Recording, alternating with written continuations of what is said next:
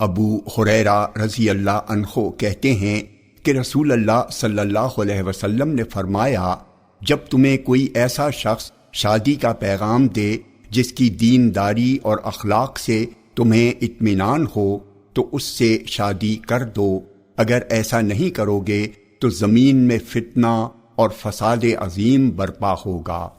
جامع ترمذی حدیث نمبر 1084۔ یہ حدیث حسن صحیح ہے۔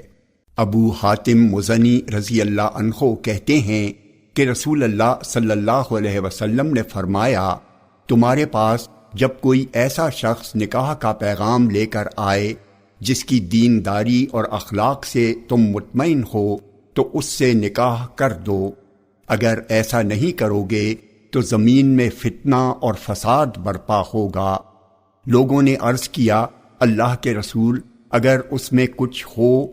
آپ نے 3 بار یہی فرمایا، جب تمہارے پاس کوئی ایسا شخص آئے جس کی دینداری اور اخلاق سے تم مطمئن ہو تو اس سے نکاح کر دو۔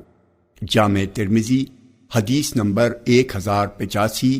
یہ حدیث حسن ہے۔ جابر رضی اللہ عنہ سے روایت ہے کہ نبی اکرم صلی اللہ علیہ وسلم نے فرمایا، عورت سے نکاح اس کی دینداری، اس کے مال اور اس کی خوبصورتی کی وجہ سے کیا جاتا ہے، لیکن تو دیندار عورت سے نکاح کو لازم پکڑ لے، تمہارے دونوں ہاتھ خاک آلود ہوں۔ جامع ترمذی حدیث نمبر 1086۔ یہ حدیث صحیح ہے۔